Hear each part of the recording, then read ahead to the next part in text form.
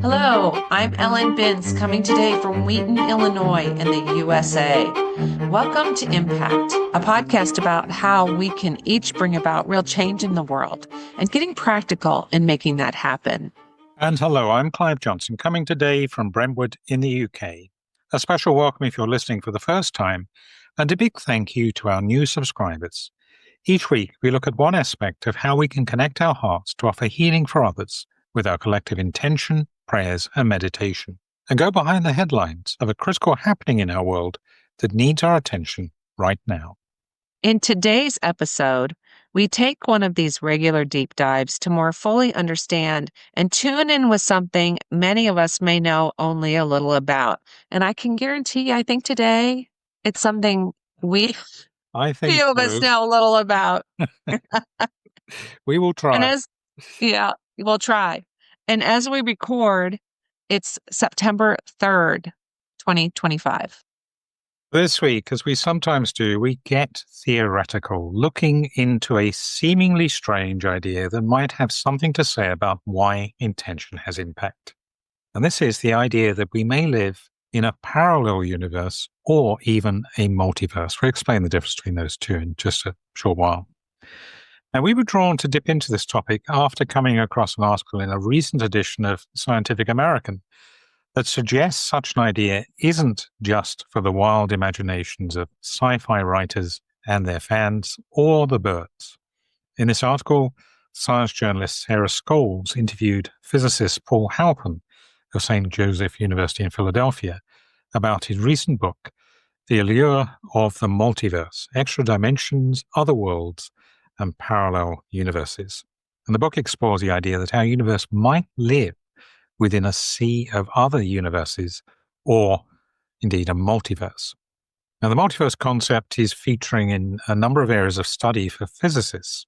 So it's one of these, I think it's what drew us like a magnet, isn't it? That we just love this when physics and kind of spiritual things start to overlap a bit. An example that's well known in quantum physics is the idea of a particle existing in a so-called superposition of possible states until an observer makes a measurement of it, at which point only one physical state then becomes apparent. However, this idea can be extended to suggest that all possible states that could be measured may play out in different universes, each being a different perspective taken by an observer. Yeah, this concept is kind of basic to quantum physics, isn't it? Like the Schrodinger's cat theory that, is the cat alive or dead? Until you see it, it's both alive and dead.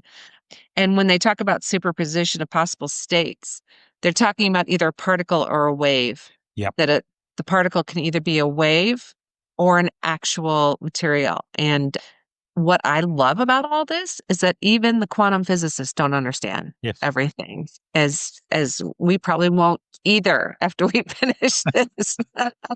You don't have to be intimidated because there's so much that's unexplained. So just hang in here.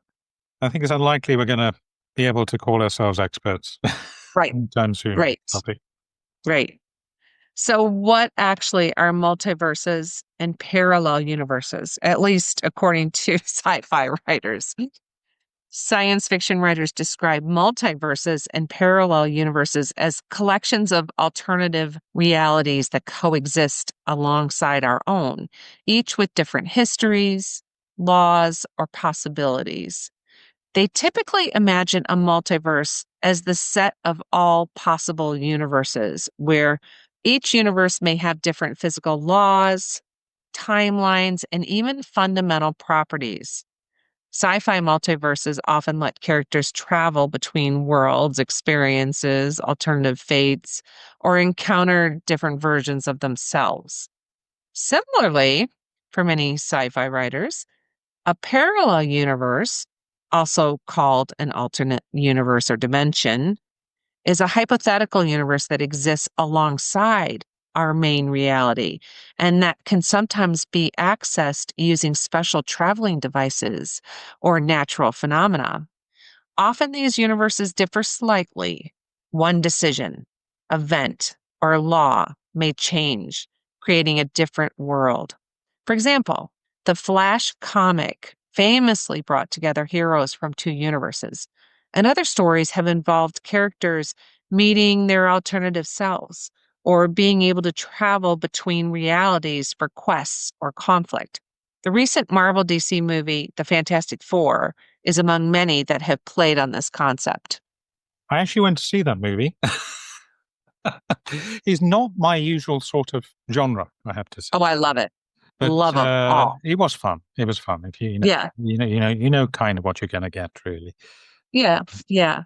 And there was serious existential threat to New York, of course. There's often, Mhm. in fact, a film. It's always New York. It's It's always always New New York. York. We saw it was New York with the Jurassic one, wasn't it? Recently as well, I think, with the dinosaurs. Was it? I think at the beginning there I was don't a know.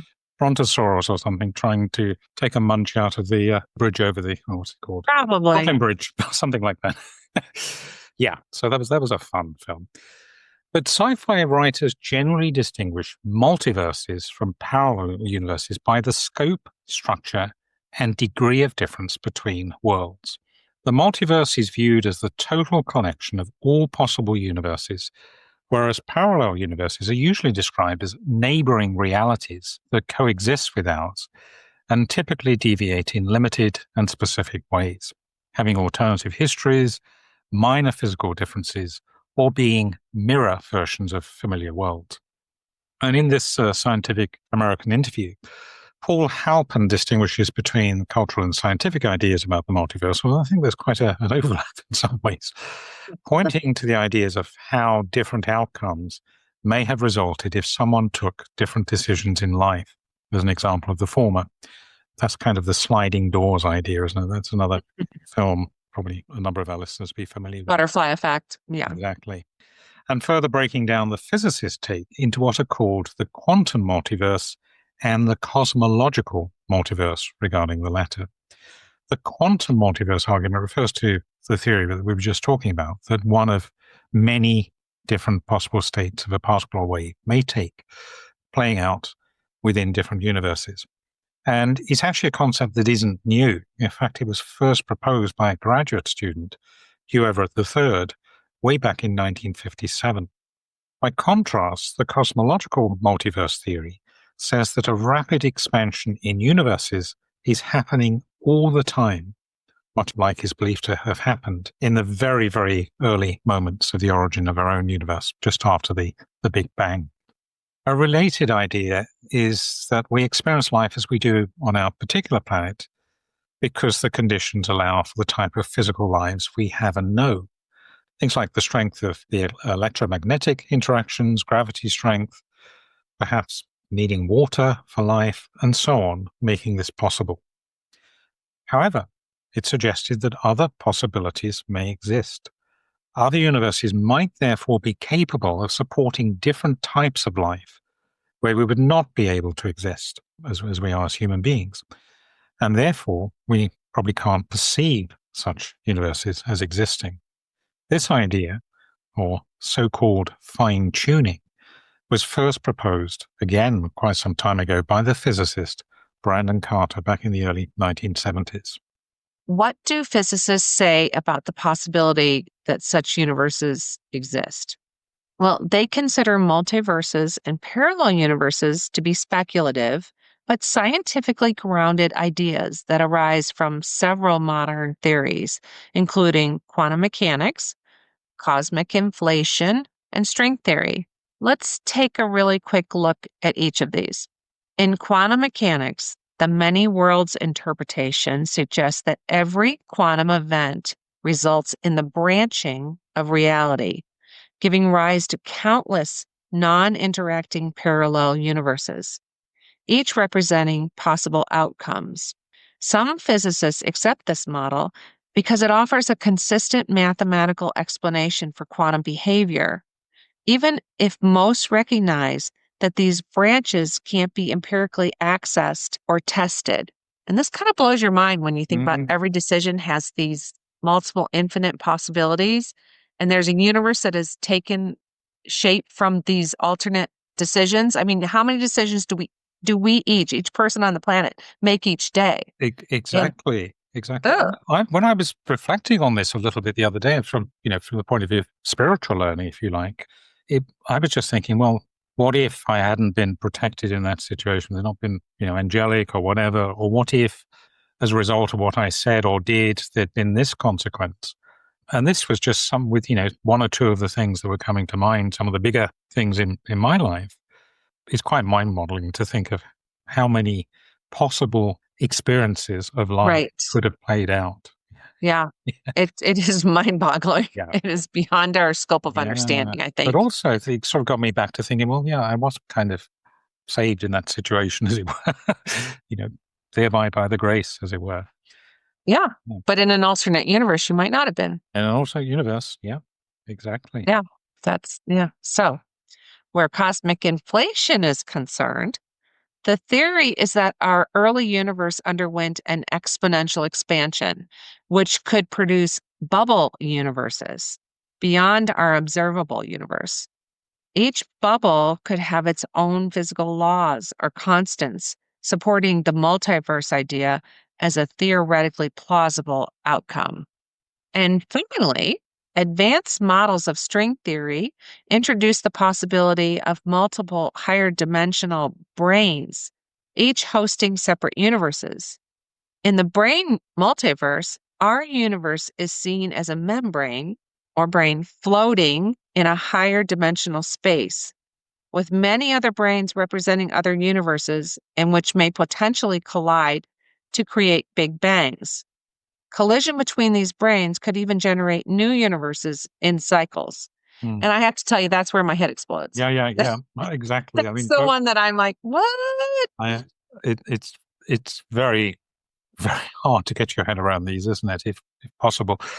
I think this is, for me, where I struggle sometimes with this. I'd Hmm. like to be able to think of an example or an analogy or have a way of putting this into, some sort of logical thing that I can get a handle on. And these are ideas that a lot will rely on some very clever mathematics, I think.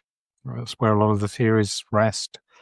They're not easy, if possible at No, all, to get no. to understand just through an idea. Probably we need mystical experiences to get behind Yeah, and understand some of this. But we like those. yeah, but they're out there as theories that are quite well established now. The bubble universe one is kind of, I can understand the principle. Yeah, why wouldn't there be big bangs going on in other parts of, if you like, other universes? Wherever you define a boundary of our universe with other universes. And therefore, this huge explosion that's going on and massive, vastly different Yeah. speeds of things pushing out into create their own universe happening all the time. Whereas we're kind of a bit more on an even keel, perhaps, so to speak. That kind of I can understand as a reasonable theory, actually. Yes. What the implications are and how you envisage it, again, is Mhm. beyond me. So cosmologists distinguish between multiverse hypotheses primarily by the nature of how these universes differ from our own, the physical mechanisms generating them, and their underlying theoretical frameworks. I like the fact that physics is theoretical. It is open to the idea that Mhm. everything we believe about classical physics, for example, could be different in another universe. This allows for the possibility that different physical laws, of course, apply in different universes. One widely cited classification was proposed by the cosmologist Max Tegmark, who organizes multiverses into 4 levels based on their properties and origins, describing level 1 as the infinite universe. And in this hypothesis, space is infinite and uniform on large scales. So distant regions beyond our observable horizon contain what are called Hubble volumes, that is, observable regions that are essentially copies or variants of our own universe, subject to the same physical laws, but having had different initial conditions. Again, there's a principle that sounds plausible. Level 2 in Tegmark's classification are the bubble universes we were talking about, with these different physical constants. And as we mentioned before, in eternal inflation theory, the universe consists of multiple bubbles that stop inflating at different times. These bubbles form distinct universes with potentially different physical constants and laws due to different symmetry breaking events. This level includes cyclic and string theories, brane worlds, in case you need to know. And thirdly, at level 3 are the quantum many worlds theory. We mentioned this as well, the quantum mechanics theory that we mentioned before, in which every quantum event branches out into multiple universes representing different outcomes. These universes coexist in an abstract Hilbert space, that is a theoretically infinite dimensional space, rather than a physical kind of three-dimensional, if you like, space, but can be related to the level 1 and level 2 multiverses in terms of possible configurations. And finally, there is level 4, the ultimate ensemble. This level postulates that all mathematically possible universes exist. This extreme form suggests that every consistent mathematical structure corresponds to its own universe, encompassing all conceivable physical laws and structures. Recent research, such as that carried out by Howard Bayer at the University of Oklahoma, have explored supersymmetry. This is a theoretical framework in physics that proposes a fundamental symmetry between two types of particles as a key to stabilizing physics equations, unifying forces including gravity via supergravity. And then we'd have to get into string theory again, something I'm no expert on to understand that. And the mathematics here naturally predicts a multiverse landscape with an enormous number, estimated at being 10 to the power of 500, of possible universe vacuums with distinct particle properties. Supersymmetric particles have yet to be detected, for example, in the Large Hadron Collider, although ongoing searches with upgraded instruments may reveal them in time. And if they do, that would provide strong support for string theory's multiverse implications. Well, let's hope they get that advancement in technology so And we can hopefully they prove can that. explain it in English. Easy language. So, other ways of categorizing multiverses exist, including the idea of the cyclic or oscillatory multiverse, in which universes undergo cycles of expansion and contraction, with previous universes giving rise to new ones. Despite theoretical support, there is currently no direct observed evidence for parallel universes or multiverses. Occasional anomalies in cosmic background radiation have been reported as possible multiverse indicators. I do see that in the news every once in a while, but these claims remain debated and unconfirmed. Some physicists argue that while multiverse models elegantly address certain puzzles, like why our universe's constants are just right for life, the lack of testable predictions makes them metaphysical or even pseudoscientific if strict scientific criteria are applied. Halpern acknowledges that ideas about multiverses cannot be observed and tested, but points to the fact that there are other ideas in physics that suffer from the same weakness, such as our being able to prove that light has a finite speed, or that the universe is expanding at an increasing rate. He responds to the challenge that something that can't be tested isn't science by pointing out there are many things like this that remain theories and can take time to test. If a better theory comes along, he says, then that is what will become the prevailing thought. His own conversations with scientific peers revealed that many are open to the idea of multiverse, if, of course, they have their own philosophical views.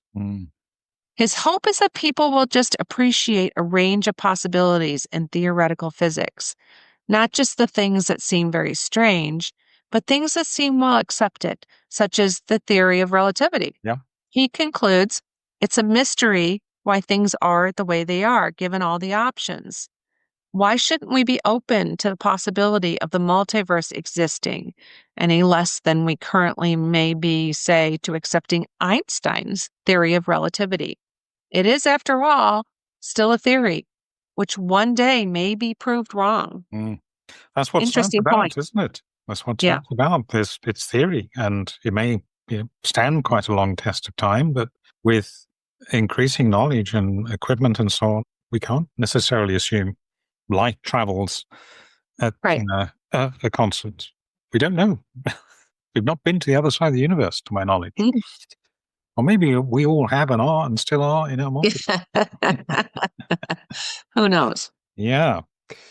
So, how do concepts in physics and about multiverses and parallel universes relate to the theories of non-locality and entanglement? These two areas we often come back to in Interesting Us, which we believe may be key to understanding something about the nature of intention holding. Concepts of multiverses and parallel universes in physics relate to non-locality and entanglement in that the quantum interconnectedness that underlies entanglement is interpreted by some physicists as evidence of a mechanism linking multiple universes or branches of reality.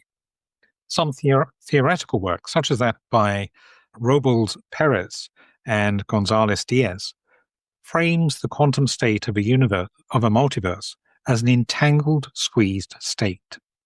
This means that separate universes, though classically disconnected in space-time, might be quantum mechanically correlated across branches. In the many worlds interpretation, as we've heard, when measurements occur on entangled particles or waves, the universe branches into multiple correlated outcomes, preserving the perfect correlations within each branch. So, for example, if Alice and Bob share an entangled pair, the universe splits such that one branch, Alice, measures up and Bob measures down, and in another branch, the opposite occurs. Both outcomes exist simultaneously, but in separate branches. It's quantum entanglement that creates the correlations between the parts of these branches. However, once entangled particles are branched, decoherence prevents communication across these realities, maintaining apparent locality within each universe. And as we know, quantum entanglement exhibits non-local behavior, where entangled particles affect each other instantly over any distance. Mm-hmm. And I think really quite an intriguing thought here is that if in the multiverse or many worlds views, this non-locality may reflect a deeper, higher dimensional, multidimensional connectedness between universes and branches, not just between a single particle and a wave, but going across those particle and waves as they occur in these different universes or branches of reality, as it were, bypassing the classical limits of space-time as we understand it. Quite mind-boggling, isn't it, to contemplate that, really? Well, it totally is, because we, intention, and even us here talking on Zoom, you in the UK and me in the United States, we depend on non-locality We do. to be effective for our intentions. But we consider the non-locality to be in our world. We don't consider the idea of it expanding. But when we say, like the universe, we mean the universe, that's basically what they're saying. They are. And exactly. And there could be a parallel universe where, what we are sending intention for is kind of happening. Yeah. In a different way, playing out to different rules even. So when we're talking about an earthquake, that could be happening. Theoretically, at least. Yeah. So how does this all relate to what we might believe about sending intention and having impact? Well, just as we may believe that two particles may be entangled anywhere across the known universe, the multi-worlds interpretation holds that a wave function of two states that are coherent doesn't collapse, even when a universe branches. So like we were saying, when we say universe, we mean universe. According to the theory, apparent randomness arises only because observers are aware of only one branch, unaware of the others. This is where it gets interesting. So when we send intention, like Clive said, we may be doing so not only into the universe that appears real to us, but across all planes of existence, even those which aren't known to us or which can be observed or measured. Mind blown, right? Yep. And for those of us who have a religious faith, another thought that came to us when pondering the multi-worlds idea is that if God or whoever or whatever you describe them as wants to experience all possible experiences in their creation, were it possible to create or enable a multiverse, why wouldn't they do so? Yeah. So a bit of philosophical pondering there. Yeah, yeah. Yeah. Well, we're not sure we've fully got our heads around all of this, and I probably guarantee most of our listeners are a little baffled too. But the prospect that a multiverse may exist is truly mind-boggling. If we take away nothing else from what physicists like Paul Halpern are saying, it may be that there may be much more to reality than we might ever have imagined, and that classical physics may be further away than ever in its ability to explain the nature of what is real, not to mention the nature of what isn't known. Hmm. And that's our base science, isn't it? Physics. It's Yeah. what everything else relies on. So if that can't explain reality, wow, we've got a bit of a rethink going on there. Yeah. I kind of love that some of these sci-fi ideas, we've seen this before, haven't we? You know, the sci-fi films of the 70s and the 60s actually perhaps weren't quite so ridiculous, some of the ideas. But Well, exactly. yeah, And that's where we base our, you know, our ability to think about this. yes, I'm thinking about Star Wars and Star Trek all the time as we talk about this and the yes, different worlds and maybe yeah, like you said, maybe they weren't so far off or they give us a starting point. But it's good for us to open our minds and it think is. of It is. possibilities beyond our little world. Definitely. I think this is, as we say, this is one of the values of exploring this, really, being open, isn't it? Yes. We're not going to get the answer. We might Right. do through a mystical experience, or there may be some wonderful discoveries that improve the theories or strengthen the theories. But yeah, I suspect we're not going to get the theory of everything anytime soon, really. No. Mm-mm. So this week, as we focused on a theoretical topic, we're not offering, as we usually do, a number of suggested topics for intention and prayers, but instead, we suggest holding as our main intention. We will that physicists will continue to be open-minded to theories that are strange and currently unprovable, inspiring curiosity and exploration, not just for what can be proved, but for the possible and the mysterious. Please join us in holding this. We might also add that we stay open Yes, to new possibilities and new theories and to learning and being aware that there's more to this world than we understand. absolutely. Absolutely. When Let's do that. the news of the world gets us down, if we can remember that there's so much more out there, maybe it will give us a little bit of hope. So that about wraps it up for this episode. Remember, you can connect with us in the Facebook group and for live intention holding in Clive's daily insight timer offerings and with me in the Labyrinth Activist Network's Zoom calls. Details of how to hook up with these are in our show notes. Look out too for our next special topic episode, which we'll be releasing in the next few days. And thank you for listening and for sharing with us and holding intentions. We look forward to connecting again next time. And in the meantime, Thank you. Go well. Stay safe. and remember, we're more powerful together. Impact is presented by Ellen Bintz and Clive Johnson and produced by Impact Productions. Our theme music is by Chris Collins and our logo artwork is by Auto Classic. Subscribe wherever you get your podcasts and please leave us a review on Apple Podcasts, Spotify, Audible, or your favorite podcast provider. We're a non-commercial podcast dedicated to people of any faith tradition or none who yearn for healing in our troubled world. Please pass on the word so others may join us in making an impact. Thank you for listening.